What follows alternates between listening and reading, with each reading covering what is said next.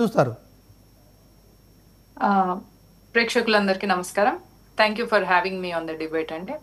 First ప్రజల్ని నేను కొన్ని పాయింట్స్ చెప్పదలుచుకున్నా. ఒకటి చెప్పండి. ఏంటిదంటే బీఆర్ఎస్ వస్తుందా బీజేపీ వస్తుందా అధికారంలోకి అనుకున్నప్పుడు అడ్డిమారి గుడ్డి దెబ్బలు వచ్చింది రేవంత్ రెడ్డి ప్రభుత్వం.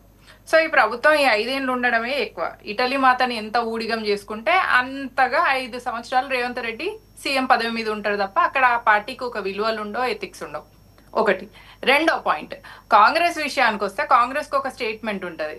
ఏంటిది అంటే నడిపించేది క్రిస్టియన్లు, చేసేది ముస్లింల అపీజ్మెంట్. ఎవరి మీద అయ్యా వీళ్ళు రుబాబ్ చేసేది అంటే హిందువుల మీద. ఇది వీళ్ళ చరిత్ర. ఎప్పుడు చూడు మైనారిటీ అపీజ్మెంట్ చేసుకుంటూ అక్కడ ముస్లింలకు అన్యాయం చేస్తూ, ముస్లిం మహిళలకు అన్యాయం చేస్తూ, ఈవెన్ ట్రిపుల్ తలాక్ లాంటివి తీయడం కూడా చేతగాని చేవచ్చిన పార్టీ ఏదన్నా ఉంది ప్రపంచంలో అంటేనే అది కాంగ్రెస్ పార్టీ అని మనం చెప్పుకోవచ్చు. ఇంకోటి, రిజర్వేషన్ తీసుకొస్తున్నారు అని అన్నప్పుడు 9th షెడ్యూల్లో దాన్ని పెట్టే ఛాన్సే లేదు. ఎందుకంటే లీగల్ గా యాజ్ అన్ అడ్వకేట్ నేను ఏం చెప్తున్నా అంటే ఇల్లీగల్ పనులు చేయడంలో కాంగ్రెస్ ఫస్ట్ ఉంటుంది. అందుకనే చూడండి ట్రిపుల్ తలాక్ ని బ్యాన్ చేయమని సుప్రీంకోర్టు చెప్పినప్పుడు కూడా అప్పుడు ఉన్న సోకాల్డ్ ప్రధాని ఎవరు, మన రాజీవ్ ఖాన్ గారు, వాళ్ళ తండ్రి ఫిరోజ్ ఖాన్ కొడుకు రాజీవ్ ఖాన్ గారు ఏం చేయలేకపోయినరు. ఇది వాళ్ళ చరిత్ర.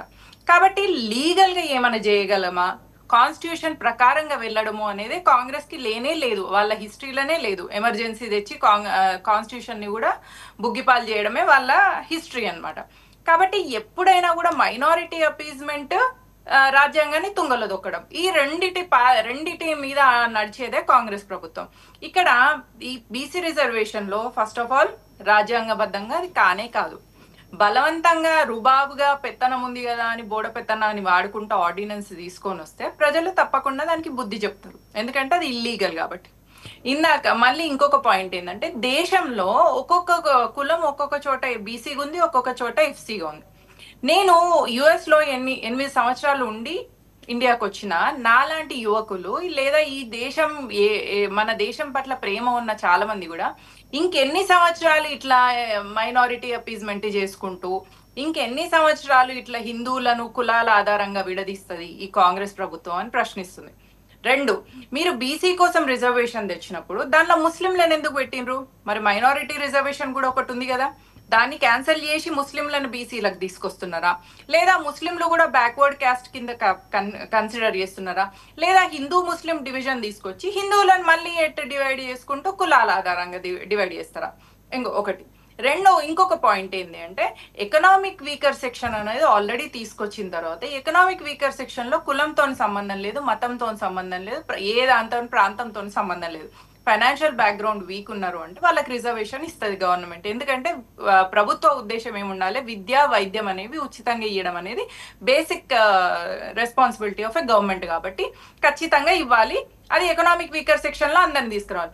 ఎకనామిక్ వీకర్ సెక్షన్ అనే రిజర్వేషన్ లో కూడా మళ్ళీ బీసీలను పెట్టండి, మళ్ళీ ఎస్సీలను పెట్టండి, మళ్ళీ ఎస్టీలను పెట్టండి, మళ్ళీ మైనారిటీలను పెట్టండి. అంటే కాంగ్రెస్ ఎంతసేపు కూడా భారతీయుల్ని హిందూ ముస్లింలుగా విడదీస్తుంది, హిందువులను బీసీలు ఎఫ్సీలు ఎస్సీలు ఎస్టీలుగా విడదీస్తుంది. ఎప్పుడైనా డివైడ్ అండ్ రూల్ అనేది ఏదైతే బ్రిటిష్ తీసుకొచ్చిన సిద్ధాంతాన్ని ముందుకు తీసుకెళ్లే బ్రిటిష్ బూట్ లిక్కర్స్ ఎవరు అంటే మన కాంగ్రెస్ లో ఉన్న ప్రతి నాయకుడు, ఏ కులంతో సంబంధం లేకుండా టాప్ నుంచి వెళ్ళి ఎండ్ వరకు, బూత్ స్థాయి నుంచి వెళ్ళి నేషనల్ అధ్యక్షుల వరకు అందరు కూడా డివైడ్ అండ్ రూల్. భారతీయులను డివైడ్ చేస్తాం. ఎట్లా? హిందువులు ముస్లింలు, భారతీయులు అన్నారు వాళ్ళను. మళ్ళీ హిందువులను డివైడ్ చేస్తారు, బీసీలు ఎస్సీలు ఎస్టీలు, ఇట్లా డివిజన్. ఎక్కడ కూడా హిందువులు అని మాట్లాడరు. ఇది అన్నమాట. ఈ నీచపు చరిత్రను ప్రజలు గుర్తించి భారతీయ జనతా పార్టీకి మద్దతుగా నిలబడితే 33% మహిళలకు రిజర్వేషన్ వస్తుంది. ఎకనామిక్ వీకర్ సెక్షన్ కింద కుల ప్రాంత భాష సంబంధం లేకుండా, మతానికి కూడా సంబంధం లేకుండా అందరికి రిజర్వేషన్ దొరుకుతుంది.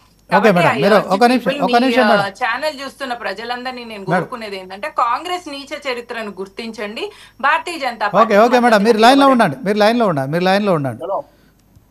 శ్రీనివాస్ యాదవ్ గారు, నేను మౌనిక గారికి ఒక సమాధానం చెప్పాలనుకుంటున్నా. ముఖ్యంగా భారతీయ జనతా పార్టీ చేసిన అన్యాయాల మీద మీ రాష్ట్రంలో లీగల్ గా